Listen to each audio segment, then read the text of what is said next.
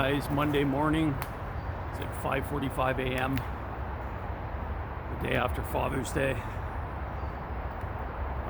2025. I always say the date and time just because when I go back later in videos, I have lots of videos on file. It's easier to remember and recall what video I'm looking for when I have a date and all that stuff.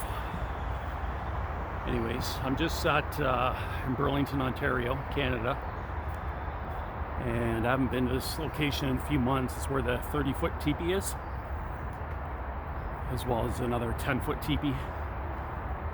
And I just thought I always like to go back to places like this where I find anything every few months, just to see if anything's changed or added or taken down, like those two teepees were taken down at another location recently, and the two teepees were there for like at least 4 years that I was going there, and then all of a sudden one day they were just gone. So hopefully that never happens to this one, because this one's biggest one I've ever found. Like I said, it's 30 feet tall. So, but yeah, so it's about a 20-minute walk in, 20 minutes to half an hour, and then there's you got to cross a hydro line. There's a trail going across the hydro line. So yeah, let's go check it out. I'm just going to flip the camera around now. I just want to give my little intro here, and I'm going to flip it right now. Actually, I got to stop it and then restart it to flip it. Okay, there, now you can see what I'm seeing.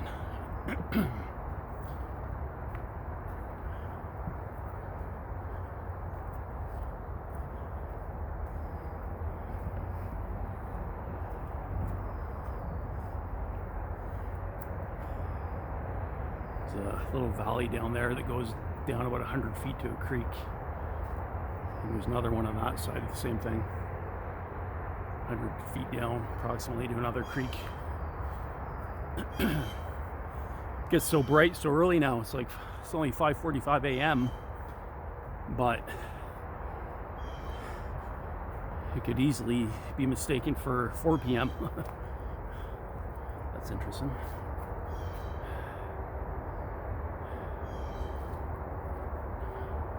Tree's been taken down there, and then that one's leaning up. Could be natural, but I don't know.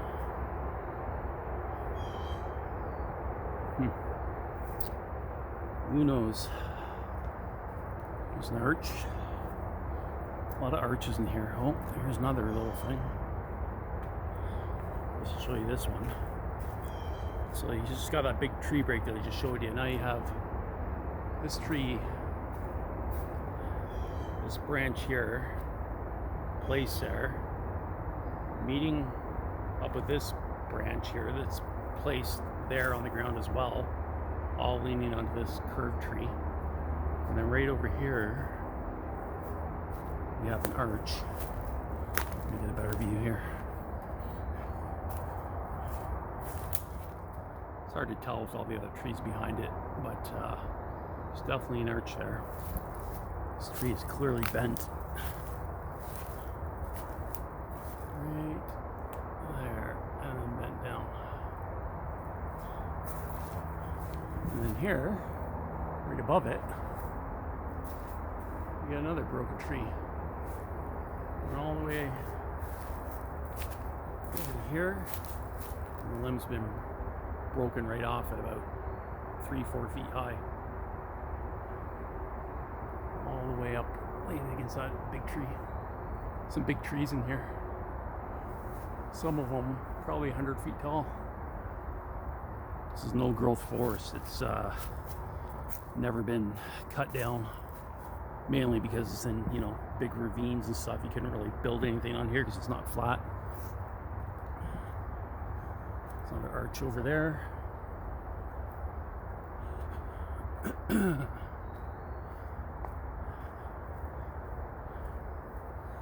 I can get that one in there. It's a pretty big arch. See if I can zoom in a bit. There you go. Arch right there.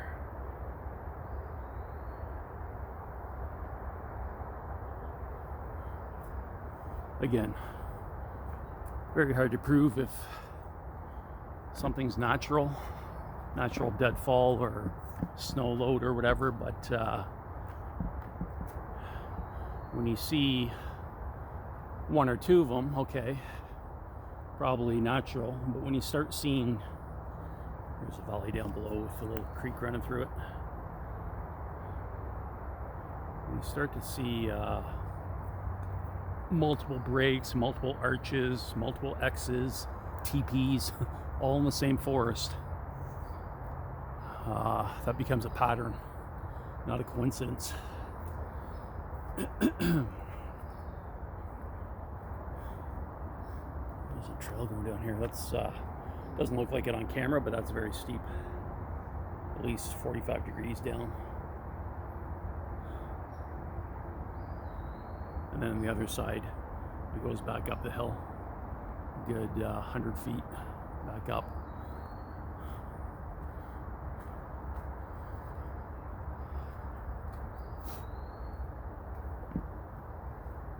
Let's see if we can find anything else before we get to the teepee.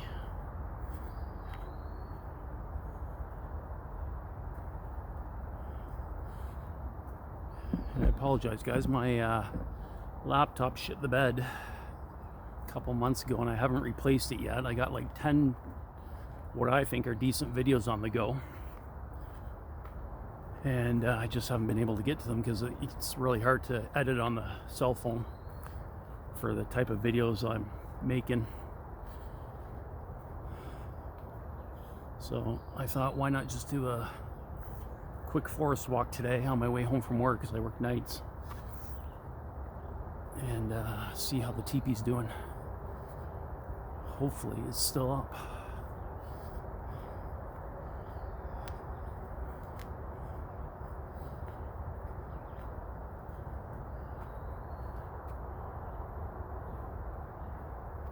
It's amazing how thick the forest gets in just like 3 weeks ago. You could see through the trees no problem, but now the leaves are so thick.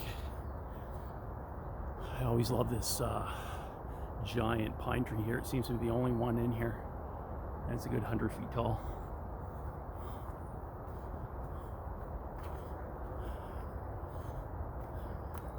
This thick pine tree right here. So strange, it's the only one in this forest, or maybe one of a couple.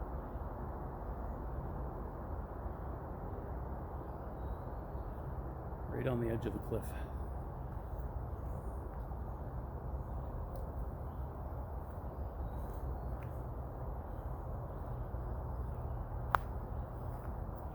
I normally like to be quiet when I come in this early. Try and hopefully catch something off guard, but that also makes for a boring video when there's no talking.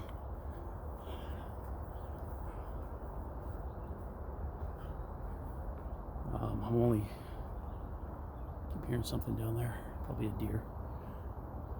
I'm only a couple months away from going to our location where I've had the majority of my encounters. Oh, yeah, there's something down there moving. Gotta be a deer down in the creek area.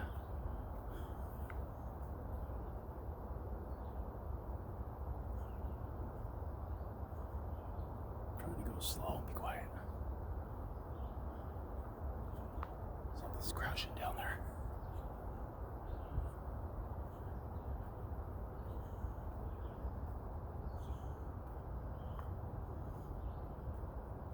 That's interesting.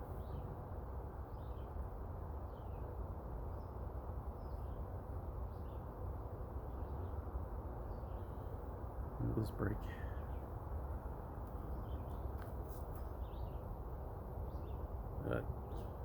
One wedged in between the trees, the base of the tree, and then you got this one, this thick one, bent. No human could bend that. That's massive. That's like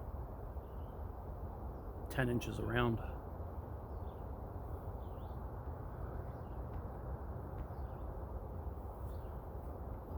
Yeah, I'm hearing a bunch of stuff over there. It's probably just squirrels though.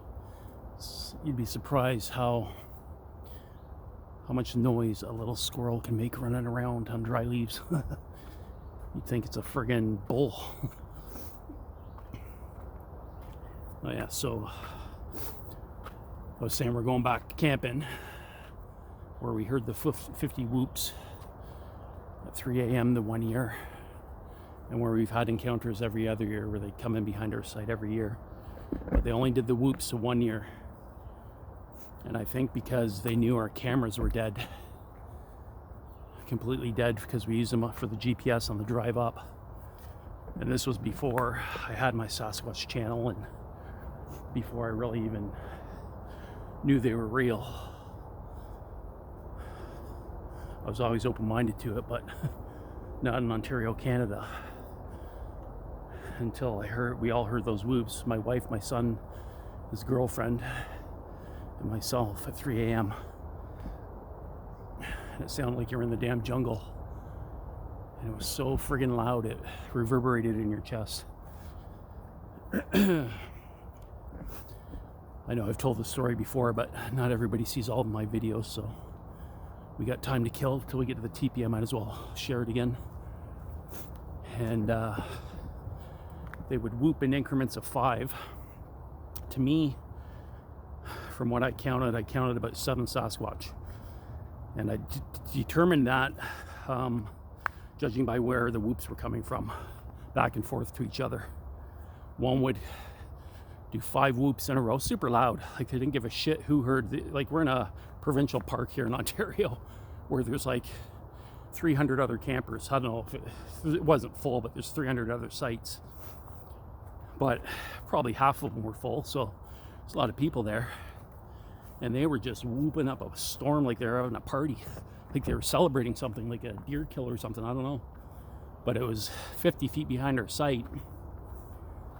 And to be honest, and I know this sounds crazy, but I think they were letting me know they were real. And the reason I say that is because at about 8:30 p.m. we were all sitting by the fire, the campfire, and I heard, and behind us in the forest, sounded about 50 feet away, the deepest male voice I've ever heard say one word, and it was clearly a human language, or whatever Sasquatch are, apparently half human, at least their mitochondrial DNA, the mother side.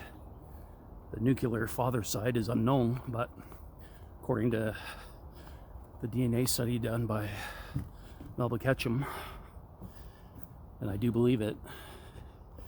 But anyways, it said in a deep male voice, and I can't remember the exact word. I wish I wrote it down.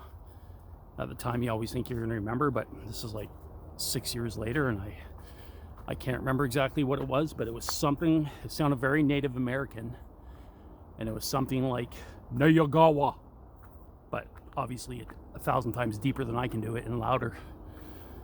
And immediately I kind of, like I said, I had no idea that Sasquatch are real at times, so I kind of just brushed it off as it's got to be a drunk camper beside us in the next site over. Even though it sounded like it was coming in the forest, I thought, well, maybe he's taking a leak or something in the forest. So I said to my wife and son and his girlfriend, did you guys hear that? They're all like, yeah, of course. And I was like, what would be scarier, seeing a bear here or a Sasquatch? And then we all laughed. So, but subconsciously, looking back on it, I think I said that because I knew exactly what it was. Like, why would I even bring Sasquatch up? Obviously, I must have entered my mind, even though I didn't know what they sounded like, other than the Sierra sounds and stuff. But it's another arch. But I must have assumed what the hell else could make that loud of a sound and that deep bassy voice. Not a human, that's for sure. So after I said what would be scarier, to see a bear or a Sasquatch, later that night we all went to bed, and then 3 a.m. I get awoken to them whooping outside my tent. Well, about 50 feet in the forest behind our tents. And my son and his girlfriend were asleep through the whole thing. Me and my wife woke up. I'm not sure if she's awake too, but I definitely woke her up. So we were listening to it, and she's telling me, okay, go back to sleep, who cares? I'm like, what? I was like, what do you mean, who cares? This confirms everything I believed. Like, these are fucking Sasquatch. Like, what's wrong with you? You may never hear this again. She's like, I know, I'm not scared. Just go back to sleep. I'm not worried. I'm like, I'm not scared either. It's not the point. Like, just take it all in, you know? Like, you may never experience this again. And we haven't. Not the whoops anyways. And these it wasn't like one or two whoops where it could be possible misidentification or something else. Like, nothing makes a whoop. And like I said, how loud they were doing it, like they didn't give a shit who heard. They were just, I don't know how other campers weren't awake. Maybe they were, they just weren't saying anything. And obviously most people have no idea what it is. Just probably dismiss it to like a weird animal or something in the forest. But I knew exactly what it was, because I've heard those whoops on YouTube many times. And okay, we're at the approaching the hydro-cut trail. Jesus, it's so thick now. I'll show you here's the hydro lines.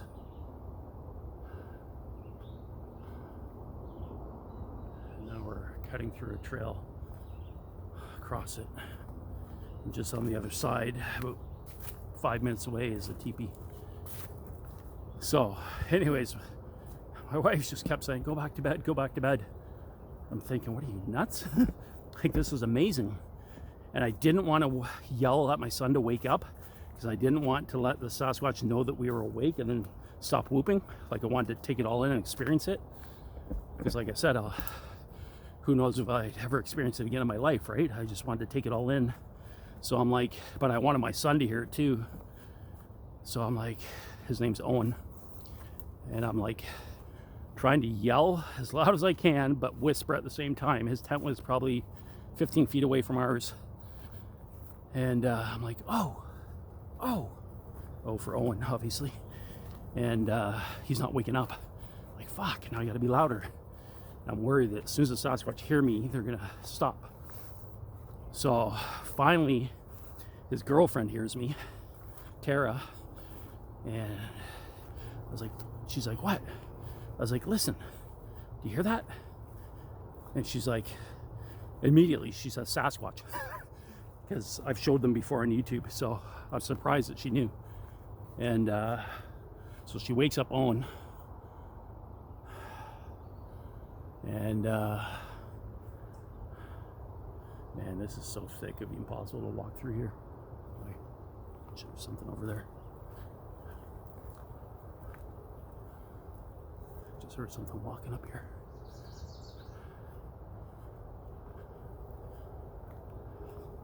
Again, it's probably just a damn squirrel. It's so freaking loud. So, what the hell is that? So yeah, she finally wakes my son up. And he's listening, but he only catches the end of it. Oh, I thought there was a person standing there. Fuck, it scared me.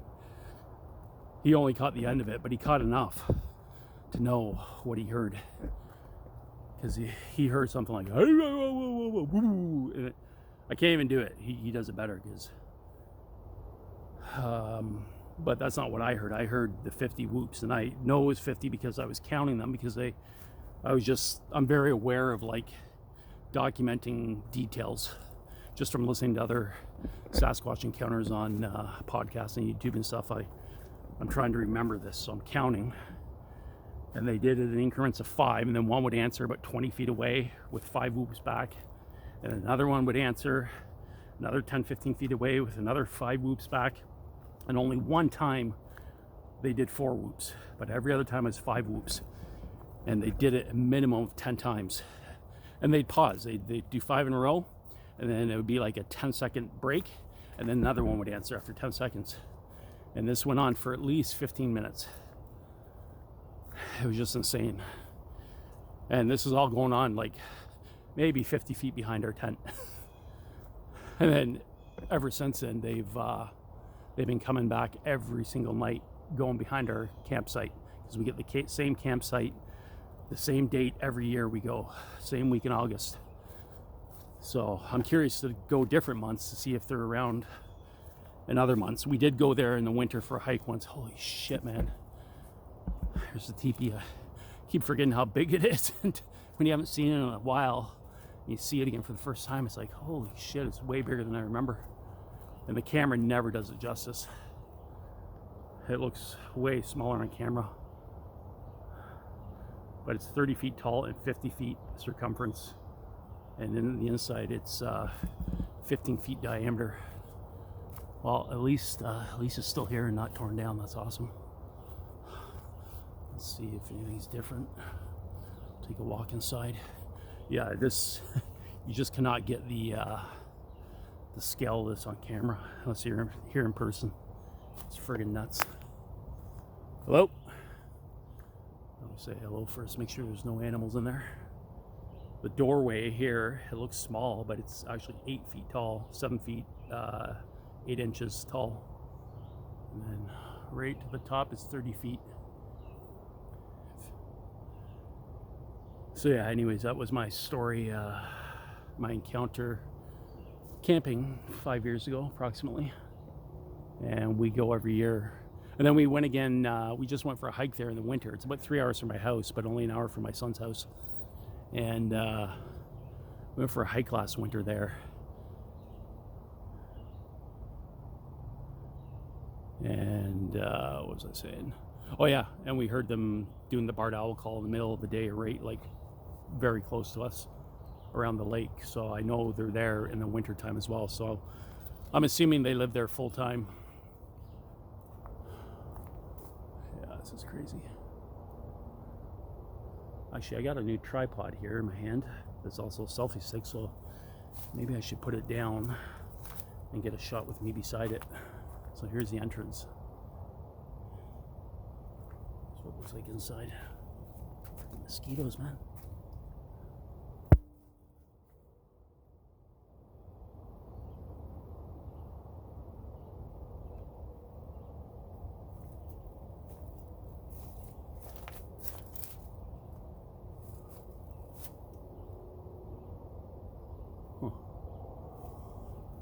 Yeah, looks like nothing's changed, which is a good thing. And I don't think if this teepee is them, not bushcraft, I don't think, obviously they don't live in it. It's not a shelter because it's not waterproof. Maybe they use it at night when no one's around for who knows what reason, ceremonies or whatever. But it also could just be a giant trail marker, letting other Sasquatch know this is our territory, it's already claimed, like stay out. It's a giant statement, 30 feet tall. Looks like it might have caved in a little bit on the front here. Right over there. See if we can get a better shot. Fucking cobwebs everywhere, man.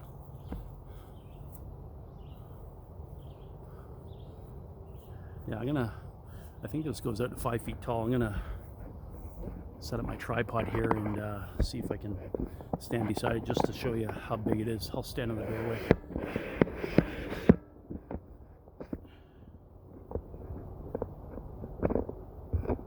Give me a sec here, guys. Open this tripod up.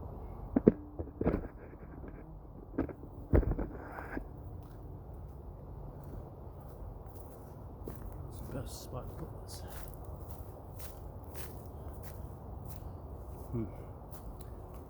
And I do believe they can cloak, so I mean, who knows? Just because you don't see them doesn't mean they're not here. Oh man, I gotta put this back even further. don't want to go in too deep because there's friggin' ticks and poison ivy. This tripod's awesome. Never actually used it yet for it's a bit of an angle. Fuck, I got all these trees in the way.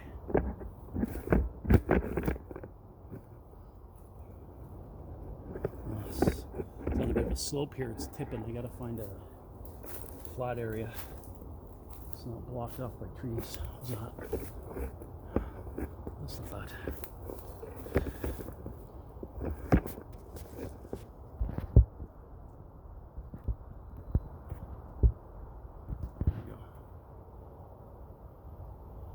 All right, I'm gonna walk up to it just to give you an idea of the scale.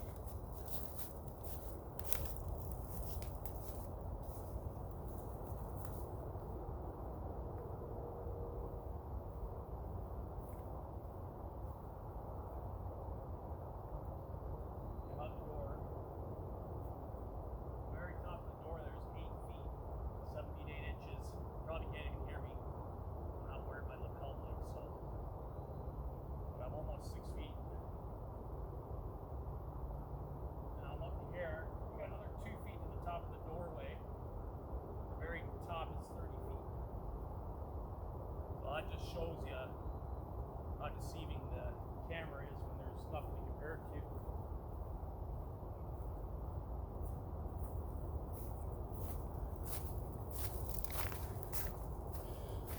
So I was just saying, you probably couldn't even hear that because I was too far away from the camera and I don't have my lapel on me, lapel mic. Okay, I'm gonna close this tripod into a selfie stick.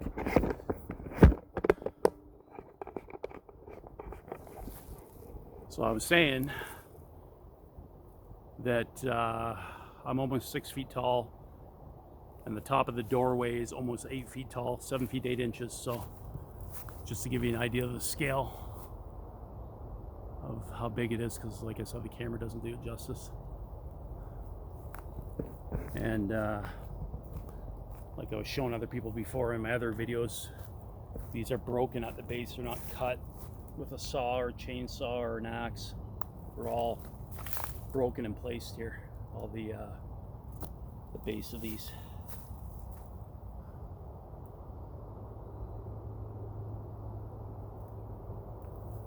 So anyways, yeah, I didn't want to make the same boring teepee video again, but I just thought, why not every few months check up on it, see if there's any changes. You just never know.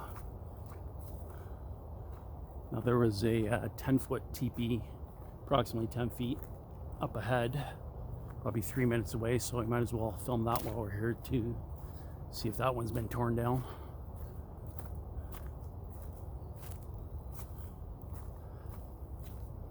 Yeah, it's getting warm already. I just put on my hoodie. It's cold when I got here. Now it's probably almost 15 degrees.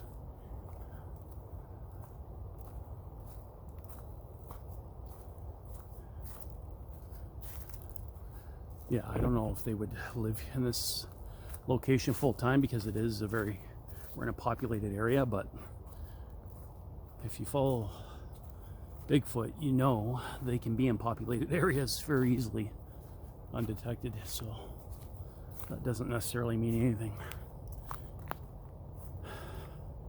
But if they're not here, it's definitely a corridor they use to travel. Like I was saying in my other videos, this all connects to the escarpment and the Bruce Trail. And the escarpment goes almost 900 kilometers from Tobermory to Niagara Falls, Ontario.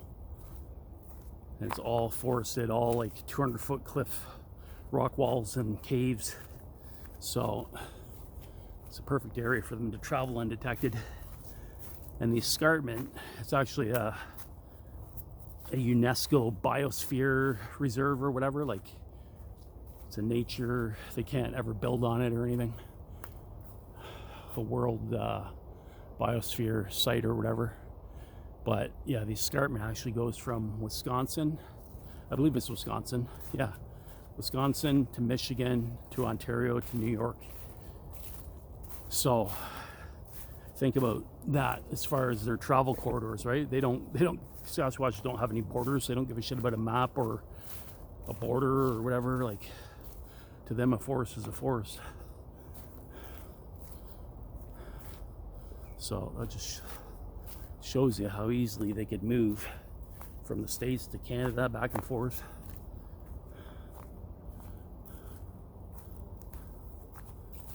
So many dried up riverbeds in here.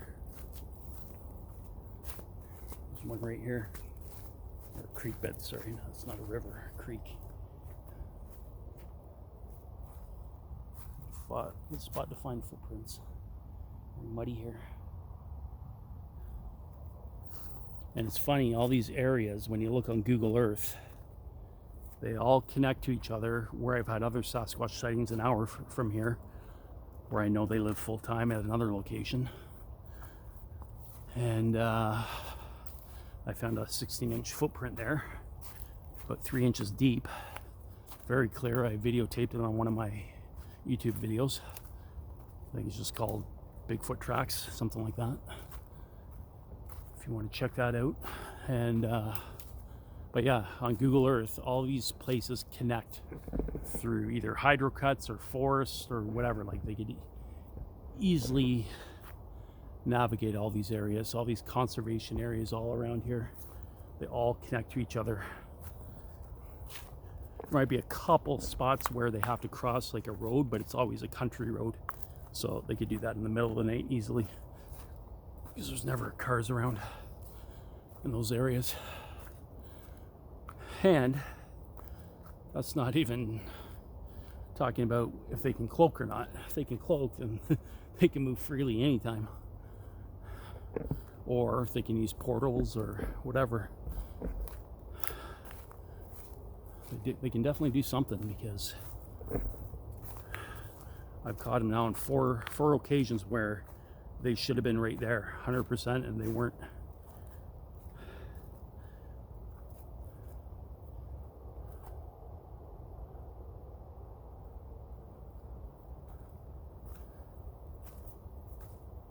And I know they were there. I won't get into that. Oh, the teepee's still there. Looks like it's hard to tell if some sticks have been taken away. It looks a little thinner, but it's still there. Very interesting.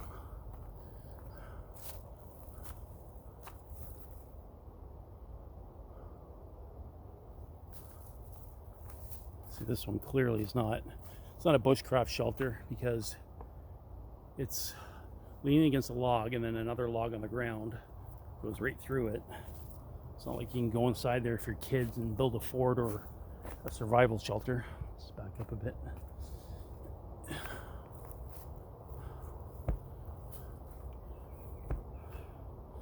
So actually this one's, if you include the long parts at the very top, a couple of the sticks go probably 20 feet tall.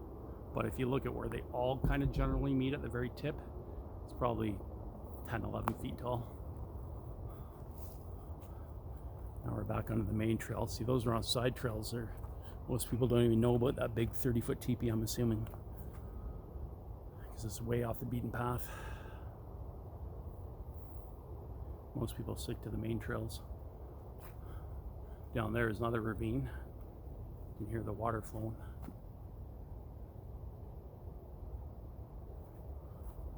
And then I found a bunch of other X structures and arches all in a row, and triangular structures down there, but I'm not going to go there today because I've already filmed that. I just wanted to see if there's any changes to the teepees. And it doesn't appear so.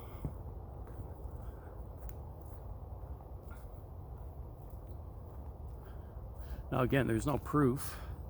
Nobody's actually seen the Sasquatch build these teepees. However, every location I have encounters with them, I'm always finding these structures in the same locations. So either it's a hell of a coincidence, and not just me, people from all over the world are finding these structures where they're having Sasquatch experiences. So it's either a hell of a coincidence, and I don't believe that. 1 or 2 is a coincidence. Anything more than that, it becomes a pattern. Obviously, there is, you know, a few here and there that are bushcraft structures, for sure, but not all of them. Especially when I know they live in a couple areas and I'm finding the exact same structures as I'm finding here and other places. So for all those people that say, oh, they're just bushcraft structures, no. Some yes, most no.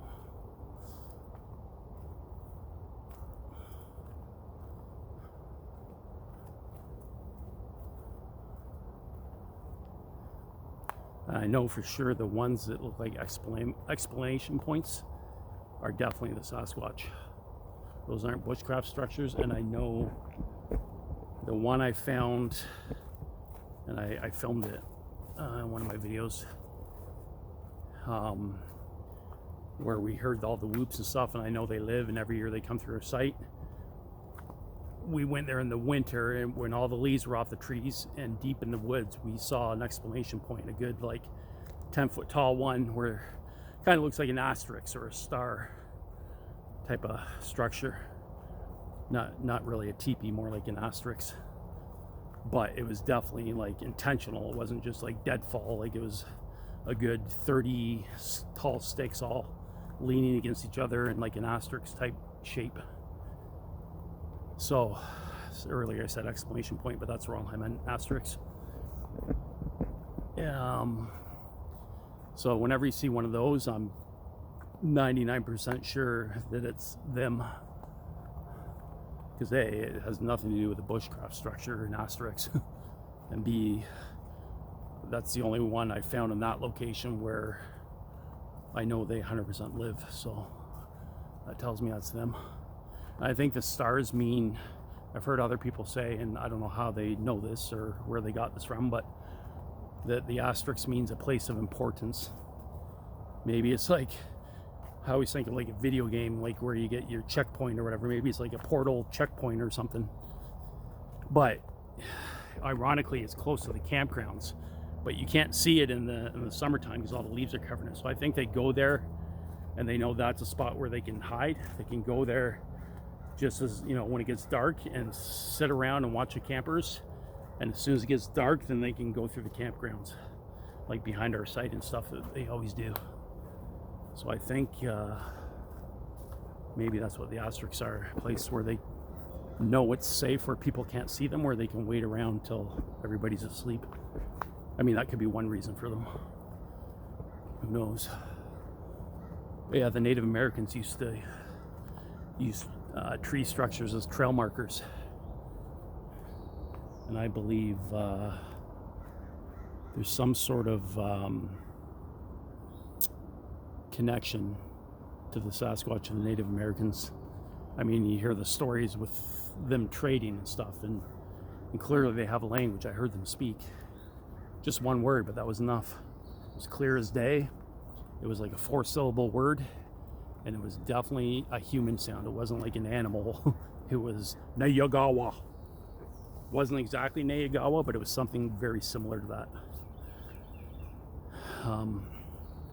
I know some people said, oh, Nayagawa was a city in Japan, so it's not exactly what they said, but it's, like I said, it's something like that. It was 4 syllables, very Native American sounding. I need to get some bear spray, man. Freaking, I'm walking all these places alone. Sort of whistle, probably a bird. And there are bears here, there are coyotes. There's even been cougar sightings in southern Ontario, even though the government won't admit to it. People have found, have them on video. People found tracks, scat. So yeah, they're definitely here. They're making a comeback. And they're so elusive that they can travel up to 100 kilometers a night apparently, and they usually travel alone. So it's very rare to see one. You're not going to see one unless they see you first. but or you catch one on trail cam. But yeah, people are catching them all over. So I definitely need some bear spray.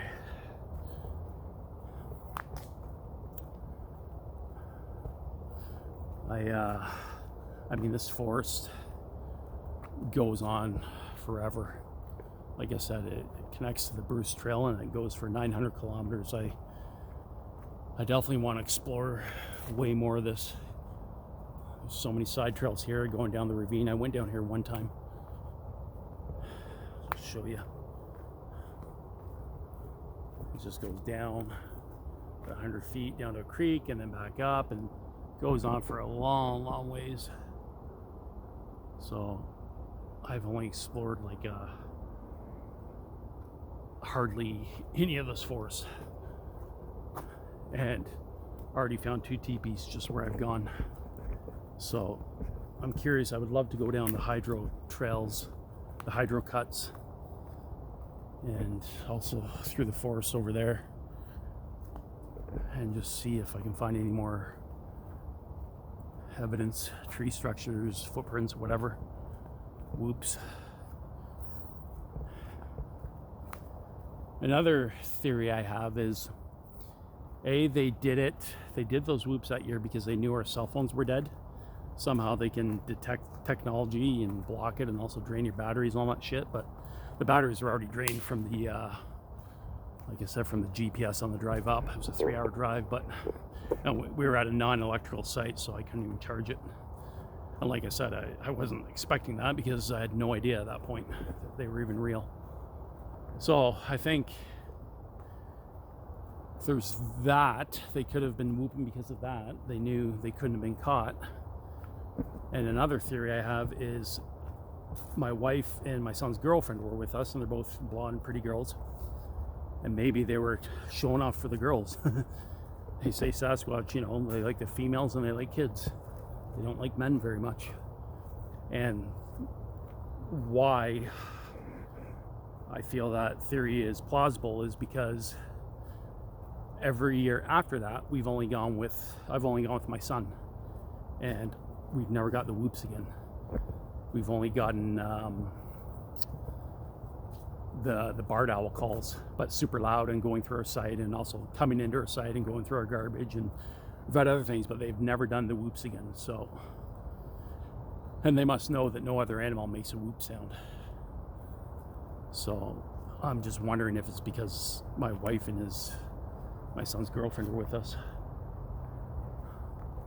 and I kind of want to brain them again, but it's become a father-son trip, and they're kind of bored. Not a lot of girls like camping, and to be fair, there's not really a lot to do at this park other than the Sasquatch. That's the only reason I go, because I love it. Like it's like you have an encounter every single year you go. It's awesome.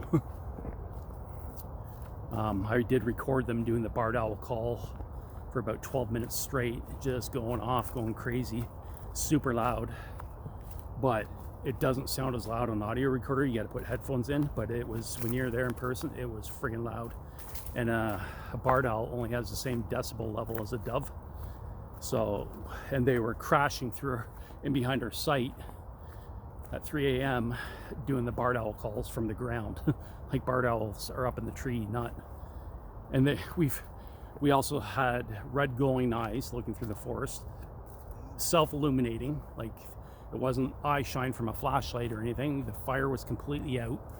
We had our flashlights off. We were sitting at the picnic table because they were going off, and 50 feet in, I could see 2 red eyes glowing back at me, like self-illuminating. Here's another interesting.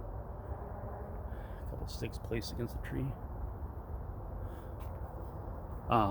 So when people say they can self-illuminate, that's 100% true. I don't know how they do it, obviously, but they can do it. Some people say the dog man can do that too, so maybe we're dealing with the dog man, but I don't think so, because like I said, we heard the whoops, the 50 whoops that one year, so I know it's them that live there. And they do the same pattern every night going through behind our site, so it was definitely Sasquatch, I think, not dog man. But yeah, and they've done Canadian geese calls in the middle of the night and you can tell they were up, and it was coming in the forest on the ground where they were crashing behind our sight. It wasn't like up in the air Canadian goose, it was from the ground, and it was the funniest sounding Canadian goose ever. I started like laughing hysterically. They mimic coyotes, but the barred owl is the main one, and I think they do the barred owl because it's they do, like when they make the whoop sounds, it's a W-O, right? It's W-H-O-O-P, but it sounds like W-O, like woo, whoop, whoop, whoop. So the barred owl sounds like woo, woo, woo, woo, woo, woo, woo. So it's the same W-O sound. So I think it's easier for them to pronounce that. So I think that's why they mimic the barred owl, because it's got that W-O-O sound. That's my theory anyways, who knows. But every time I watch a Bigfoot YouTube video from other channels and they're out in the forest, it's always the barred owl that's going off when they're doing Sasquatch investigations. So that's how you know it's them. Again, that's another thing where it's once or twice a coincidence, but when it's every single time in every single Bigfoot channel and you never hear any other owl calls, it's only the barred owl, it's definitely them. 99% of the time. Sometimes it could actually be a barred owl, but for the most part, it's, in my opinion, it's a Sasquatch, especially when it's really loud. Louder than a dove, you know, that's not a barred owl.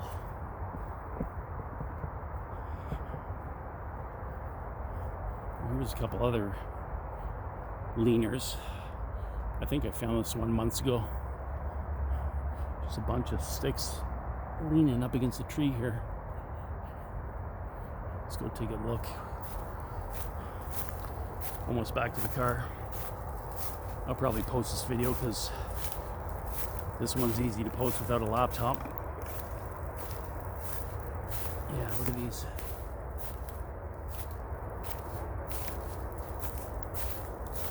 Some leaners leaning up against a log.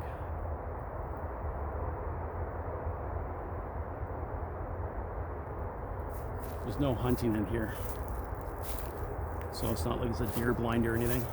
It might be their deer blind. Sasquatch is deer blind, but maybe they use them for that. But it's not a human in here hunting. You're too close to, you got the highway out here. That's what all the road noise is when you get closer here. But people say, oh, it's got to be a man-made teepee because you're too close to a road or a highway.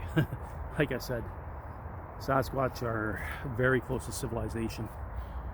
They're right on the edge, usually around farms and stuff like that, right on the outskirts of cities, but they also come into cities very easily through hydro cuts, train tracks, creeks, tunnels, sewer systems.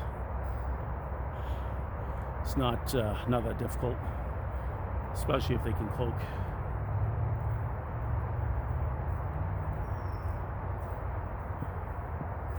So yeah, I'm excited about going camping again in 2 months, first week of August. Hopefully we catch something.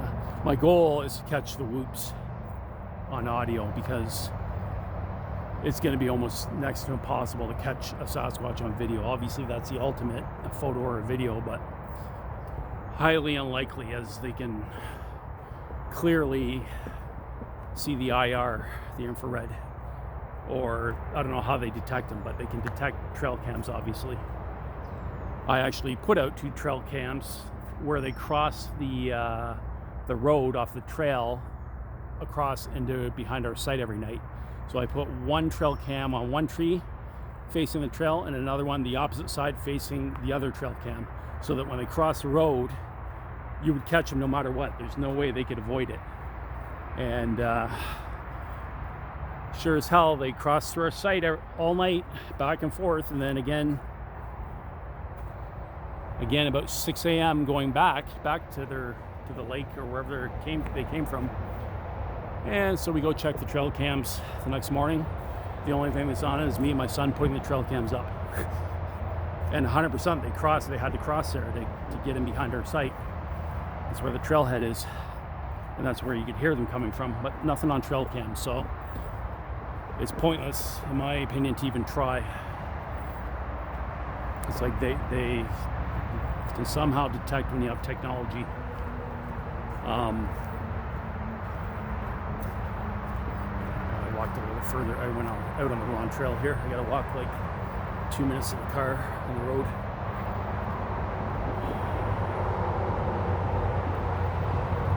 I'll show you.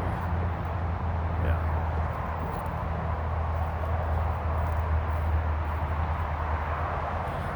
Another thing that sucks is last year they came into our site, went into our garbage. It was hanging on the tree. I told this encounter, and so if you want to hear the full encounter, check out Camping with Sasquatch 2024 video. But they came into our site, ran past our tent. I could feel the vibration on the ground of them running, and right past our tent. Into the garbage. I could hear them going through the garbage. I immediately turned on the flashlight right at the garbage as I heard the sound, their hands going through the garbage, and there was nothing there. And then I heard running in all directions.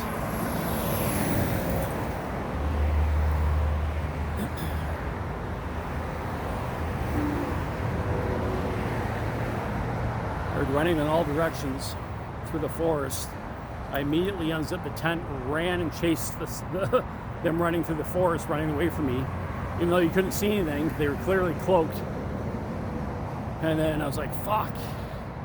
I stayed there for like 10 minutes in the middle of the forest talking to them by the gift basket, even though I couldn't see them.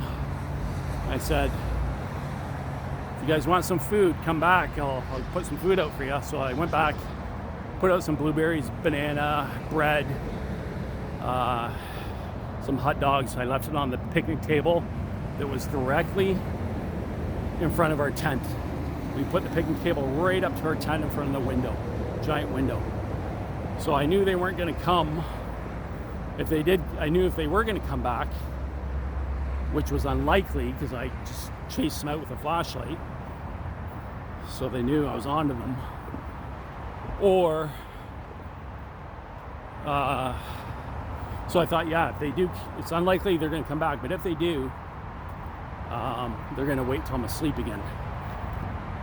Was my my guess. So I didn't want to lie down in my mattress in case they did come back. I'm just getting in my car right now.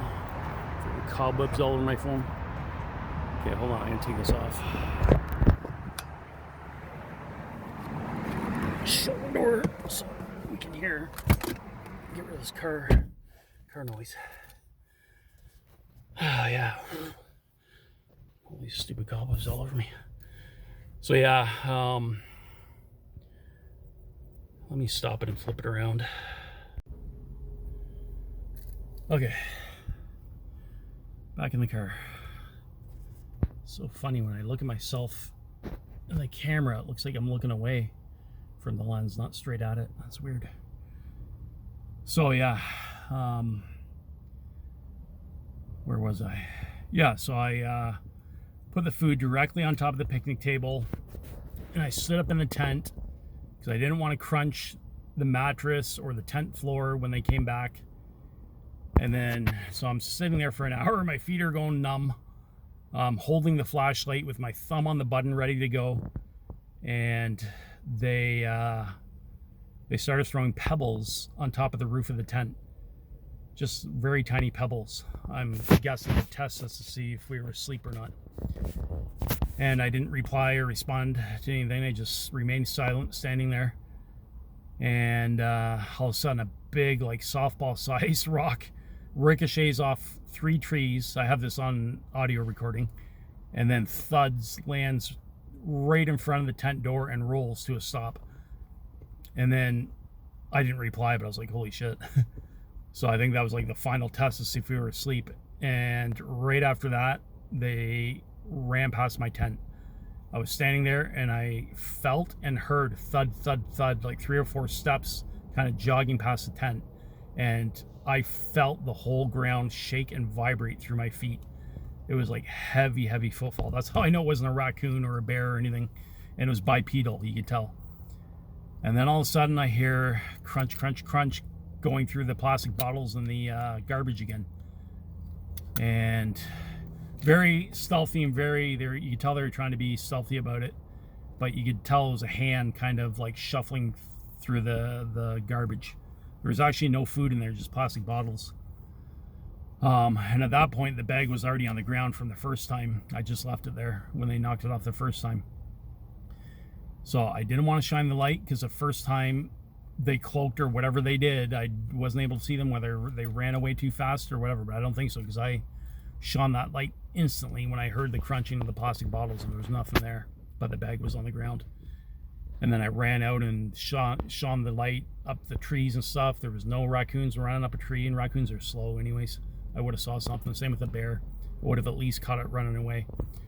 And I ran out the tent, and yeah, there was nothing. So I'm like, I'm gonna wait this time to see if they go for the food on the picnic table, because I was standing right in front of that window.